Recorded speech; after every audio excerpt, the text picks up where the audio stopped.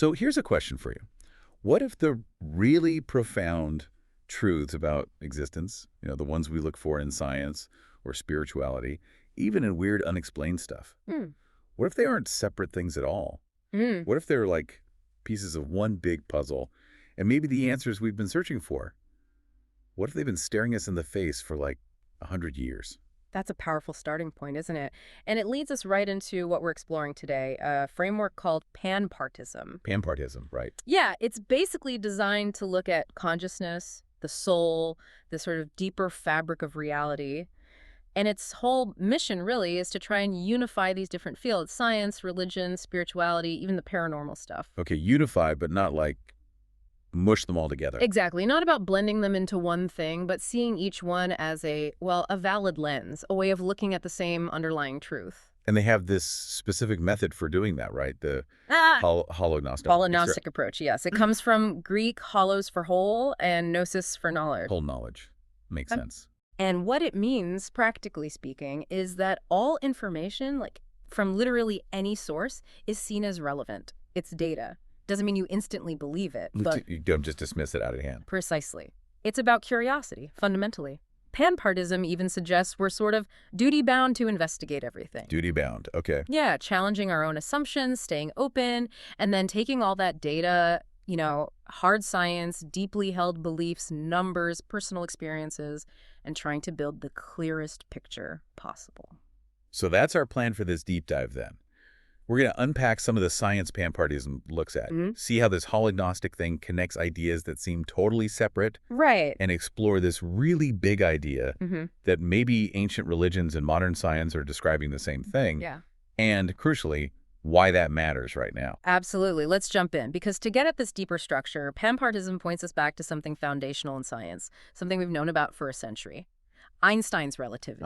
Okay. E-maps, that whole thing. Well, that's part of it, but more the core idea of relativity itself, that time and space aren't these fixed, absolute things we tend to think they are. Right, they're relative. They change depending on speed and gravity. Exactly. Your speed, your energy state. The faster you move through space, the slower time passes for you relative to someone stationary. It sounds weird, but it's experimentally verified. It's definitely counterintuitive in our daily lives. Completely. And the key constant in all this is c, the speed of light. Nothing with mass can reach it, and light itself always travels at c, no matter how fast you're moving towards or away from it. That's the universal speed limit. Pretty much. Yeah. Now, here's where it gets really interesting, according to Panpartism's interpretation. If you push Einstein's equations right to the limit, right to c itself, What happens? well, for anything at c, like light itself, or theoretically something with zero mass, time essentially stops flowing linearly. It flows, quote, infinitely fast in both directions. Infinitely fast. Both ways. What does that even mean? It means, from that perspective, all of time occurs everywhere, all at once, from all angles, forever. Past, present, future, it's all simultaneous. And if it takes zero time to get anywhere, Then you're everywhere at once, too. that's the implication. Effectively everywhere. Okay, my brain hurts a little. How does Panpartism link this, physics concept to us, to being human? Good question. It proposes that we have fundamentally two aspects. There's the part made of mass, our body, brain, senses. This part experiences reality unfolding in time, sequentially. Okay, that's our normal experience. Right. But then there's the other part, what many traditions call the soul or spirit. Panpartism posits this part has no mass. No mass. And if it has no mass, If it has zero mass, then scientifically it must exist at sea. so our soul, scientifically speaking, is experiencing reality from that everywhere all at once perspective. That's precisely the idea. Our massless soul isn't bound by time and space like our bodies are. It perceives everything from a single unified viewpoint where all of time and space are just visible Wow. simultaneously. And Panpartism suggests this isn't just a spiritual notion, it's a potential scientific interpretation of concepts like omniscience knowing everything, omnipresence being everywhere. Yeah. Because at sea, that's literally the physical state. That reframes those concepts entirely. Yeah. Okay, so connecting this back to the holognostic approach, how does this relativistic soul idea inform how we should gather information? It's the bedrock, really. If the ultimate truth exists in this unified sea-like state, then every single perspective, every piece of data potentially holds a reflection of that truth. So you don't dismiss anything. Right. A true holognostic approach isn't about dismissing views you disagree with. It finds them inspiring, wants to understand them fully. The aim is to consider, integrate, and satisfy all viewpoints, proven science down to basic hunches, hard data, personal stories. Even if something seems, well, wrong, or it gets disproven later, does it still have value in this model? Absolutely. Panpartism says even if a viewpoint is eventually shown to be scientifically incorrect, it doesn't depreciate its value. It still served a purpose. It maybe worked as a pillar to support truth by pushing inquiry forward, or it offers insights into why people believed its sociological, psychological insights. So understanding the wrong ideas helps build the right picture, too. Exactly. It contributes to the most complete picture of reality by showing the journey of understanding. That makes a lot of sense, actually. It embraces complexity. It really does. Panpartism says variety is the spice of life with holognosticism. It actively encourages people to be their weird, unique self because every unique perspective adds another angle, another potential piece of data, enriching the whole collective understanding. Okay, this is where things get really mind-bending, I think. This connection Panpartism makes between ancient beliefs and modern physics. You mentioned EMC thought earlier. Yes, this is central.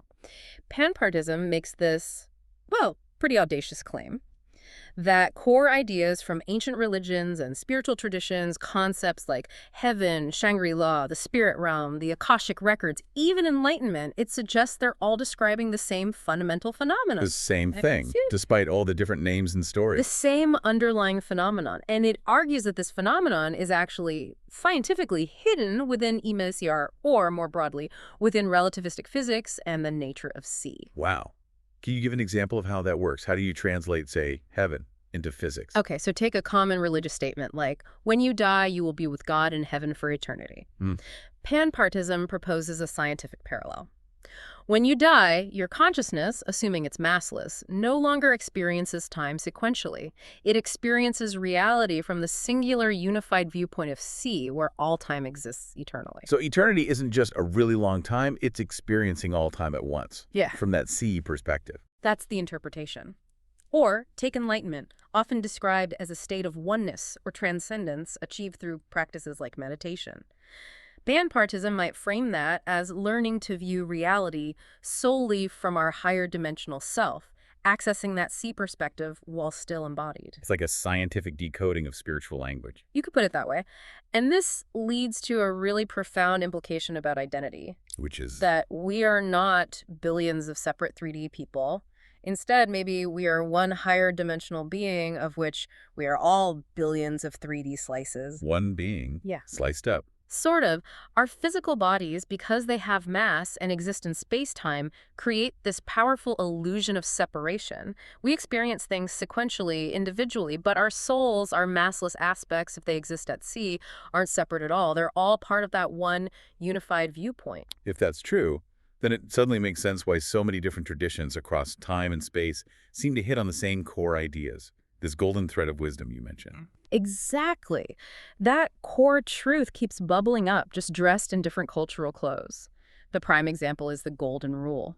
Do unto others. Right. Christianity. Do to others what you want them to do to you. Buddhism. Don't hurt others in ways that you would find hurtful yourself. Hinduism. Don't do anything to others which would cause you pain yourself. Judaism. If something is hateful to you, do not do it your neighbor. Islam. No one truly believes until they wish for others what they wish for themselves. Sikhism. As you think of yourself, so think of others. It's uncanny how similar they are. The wording changes, but the essence. It's identical. Treat others with the same fundamental respect and consideration you desire for yourself. This idea is deeply embedded across human history and culture. So if this core truth is so universal, why all the conflict? Why the massive differences between religions that have led to, well, wars and atrocities? Panpartism has a stark explanation for that. It argues the distance between belief systems is a causal effect of human interference. Human interference, meaning Meaning people messing it up, basically. It suggests a kind of formula. Humans acting for the self plus time equals separation. Over centuries, differences get emphasized, maybe misinterpreted, sometimes deliberately manipulated for power, control, or just plain self-interest. so the original signal gets lost in the noise. That's a good way to put it. The circumstances, different languages, geographical isolation, cultural drift, and especially people with agendas pushing division, All these things dilute that shared core truth. They create separation where, fundamentally, there might be unity. And Panpartism is arguing that now, with our scientific understanding catching up. Yes, that now is the time where we all come together and realize the truth that has been staring us in the face for 100 years since Einstein. The physics and the ancient wisdom might actually be pointing to the exact same reality structure. This leads into ethics, too, doesn't it? If we're all connected like that. Yeah. Panpartism calls it dimensional ethics. That's right. It takes this unified view and applies it to our choices. The core idea is that every decision is a movement into a different timeline. Like a choose-your-own-adventure, but for reality itself. Kind of. It suggests our choices aren't just minor ripples. They literally shift us, and potentially others, along a sort of fifth-dimensional axis. You could think of it as an axis of good decisions versus bad decisions, or maybe constructive versus destructive choices. And these choices have knock-on effects. Huge ones. Panpartism uses the metaphor of a Newton's cradle of destruction. You know those desk toys with the swinging balls? Yeah, clack, clack, clack. Right. So even a small negative action, a harsh word, dropping litter, an act of unkindness can set off a dimensional chain reaction of suffering. Click, clack, click, clack. Echoing down timelines, maybe affecting people generations later in ways we can't easily see from our 3D perspective. That's quite a responsibility. It makes small actions seem really significant. They are, from this viewpoint. But there's also a powerful tool within this framework: forgiveness. How does forgiveness fit into dimensional ethics? It's presented not just as an emotional release, but as a dimensional force. Forgiveness is like reaching into the Newton's cradle and stopping the chain. You stop the negative energy from transferring. Exactly. You consciously choose not to perpetuate the harm, not to pass on the negative energy. You redirect the future, shifting onto timelines where that specific chain of suffering doesn't replicate further. So when figures like Jesus or Buddha emphasized forgiveness so strongly, Panpartism suggests they weren't just teaching morality, they were mapping the multiverse, understanding the deep mechanics of cause and effect across these dimensional possibilities. They saw forgiveness as a practical tool for changing reality for the better. okay, that brings us to collective responsibility then. If we really are all interconnected, maybe even parts of one being, Then the implication is pretty direct. Every human's well-being, safety, and happiness is the responsibility of every other human. It becomes unavoidable. and things like massive global inequality. Panpartism calls the situation where some starve while others, say, build vanity rockets a travesty, a deep dimensional failure.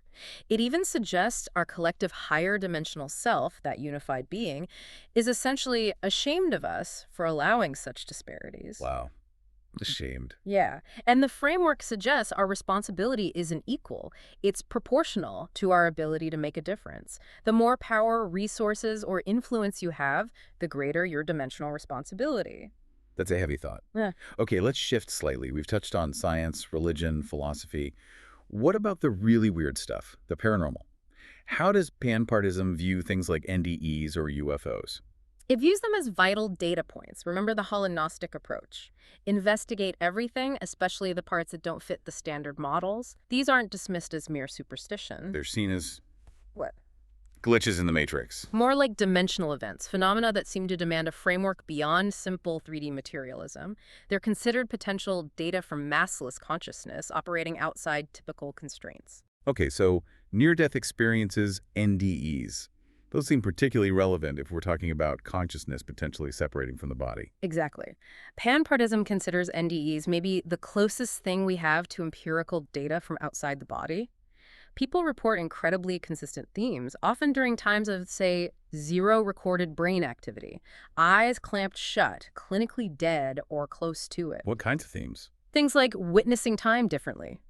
Dr. Evan Alexander, the neurosurgeon, described experiencing what felt like a lifetime during minutes of brain inactivity, or seeing multiple 3D reference frames simultaneously, like Pam Reynolds, who accurately described surgical instruments and procedures happening while she was in deep hypothermic cardiac arrest, details she couldn't possibly have seen normally. These descriptions, they match the C perspective. Panpartism argues they tally precisely. The nonlinear time, the expanded awareness, the feeling often described as returning back home to source, to family. It resonates strongly with both the framework's ideas and the physics of a massless state at sea. That's compelling. What about even more controversial stuff like UFOs, extraterrestrials. Same approach. Look at the patterns in the reports, even if the topic is dismissed by many. Features consistently described: instant appearance and disappearance, non-ballistic movement like right-angle turns at impossible speeds, time distortion reported by witnesses, alleged telepathic communication. These aren't typical signs of physical craft, are they? Not within our current understanding of propulsion, no. Panpartism suggests these could be signs of massless entities operating across dimensional coordinates. If you can manipulate space-time or exist outside linear time, these actions become, well, perhaps not mundane, but understandable within that different physical context. And the messages sometimes reported in these encounters, do they fit? Interestingly, yes, often they do. Recurring themes are reported, like "we are all connected," or beings allegedly seeing intent directly, bypassing words. These kinds of messages align very well with a higher dimensional viewpoint where separation is illusory and consciousness might interact more directly. So NDEs, UFOs, maybe ghosts, telepathy, they're all seen as potential evidence of consciousness operating beyond 3D limitations. That's the idea. They're treated as data points suggesting consciousness can operate across dimensions, perceive from multiple coordinates simultaneously, and interact with reality in ways that seem impossible in 3D, but might align perfectly with relativistic truth at sea. Okay, so it really does all seem to loop back. We started with relativity, went through spirituality, ethics, the paranormal, and Panpartism seems to be saying they're all pointing the same way. Pretty much.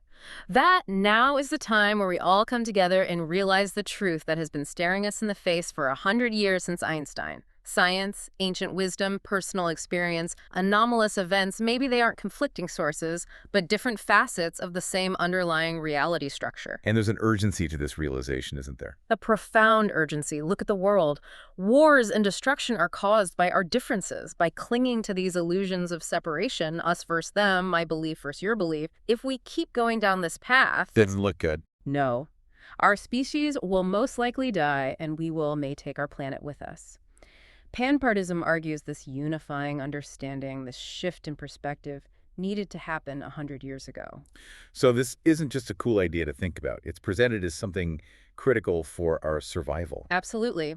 It's a call to recognize our interconnectedness, not just emotionally or spiritually, but perhaps even physically, dimensionally. Which leaves us with a pretty challenging thought, doesn't it? If we are in some fundamental way, all in essence one being, what does that actually demand of you? Listening right now, in your everyday life, your choices, your interactions. Yeah. Every decision potentially ripples across dimensions. What kind of reality are you choosing to shift into, not just for yourself, but for the whole? It suggests the path to a better future isn't just theory, it's built or unbuilt by the choices we make moment by moment.